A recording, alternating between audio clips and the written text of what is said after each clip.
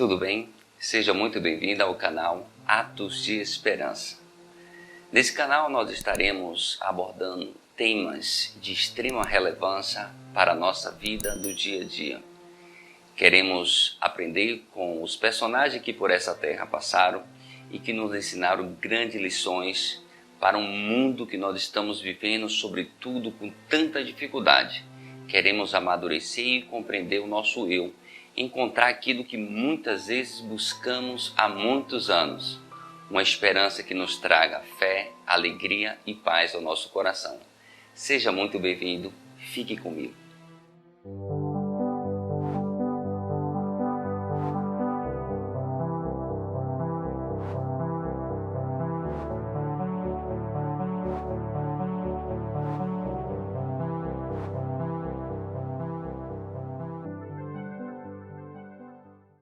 Olá, tudo bem com você? Em 1830 nasce em Copenhague, Dinamarca, um homem chamado Søren Kierkegaard. Ele seria um filósofo que estaria estreando a filosofia do existencialismo. Ele não tinha formação nessa área, mas ele tinha um dom de fazer levantamentos filosóficos, sobretudo no seu livro Temor e Tremor. A base de conhecimento de Kierkegaard na teologia baseada na ideia de uma fé que traz a explicação para o existencialismo. Muitos de nós, em algum momento na vida, nos deparamos com a pergunta: quem sou eu? De onde eu vim? Para onde eu vou? Até hoje, no mundo pós-moderno, vivemos essa constante incógnita da ideia de quem realmente nós somos. Mas ele, para tentar explicar o seu conceito de subjetividade, ele chega na ideia de fé. Fé tirada lá do exemplo de Abraão, onde aquele personagem pega seu filho e na hora de oferecer a Deus em forma de sacrifício, ele acredita mais piamente na obediência àquele Deus, a ter que abrir mão naquele momento daquilo que era mais sagrado para ele e que ele mais amava, seu filho Isaac. No momento da imolação, Deus aparece e manda que ele parasse com aquele ato, porque Deus já tinha providenciado o cordeiro para o sacrifício. É difícil a gente, como pai, imaginar um pai que ama seu filho tentando imolar seu filho. Mas a fé, que muitas vezes é inexplicável para muitos, nós sabemos que momentos de ciência e consciência do nosso subconsciente, às vezes subconsciente coletivo, nós tentamos exacerbar esse sentimento de conhecimento para adquirir aquilo que nós acreditamos. Eu sei que a psicologia, através de Carl Jung, ele vai tratar sobre um tipo de arquétipos, para tentar explicar o subconsciente coletivo, onde traz todas as ideias do passado e, enfim, da história da humanidade. Mas o que importa para a gente hoje aqui, independente qual é o conceito que você realmente tenha de fé, é um sentimento que tanto você quanto eu acreditamos que existe no nosso subconsciente, seja ele consciente individual ou coletivo. Nós acreditamos piamente que quando nós temos um ser superior que está acima de nós, que tem poder para fazer qualquer coisa, nós sim colocamos isso em prática.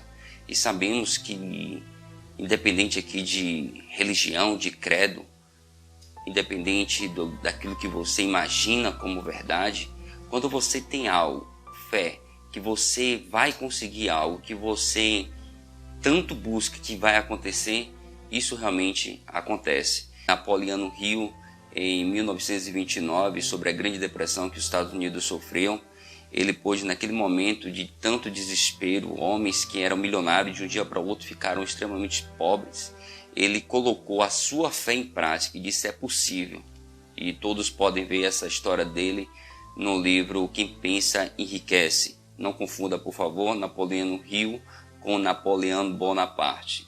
Diante do aspecto que nós queremos trazer para você nessa noite, a ideia de fé, nós vemos uma passagem que está no livro dos Evangelhos, onde uma mulher que já estava há 12 anos sofrendo de uma hemorragia interna, tinha gastado todo o seu dinheiro, ela não conseguia ser curada daquele mal que lhe atormentava constantemente. E ela ouviu falar de um nome chamado Jesus, um homem que curava os enfermos. Ela acreditou que aquele homem poderia piamente salvá-la.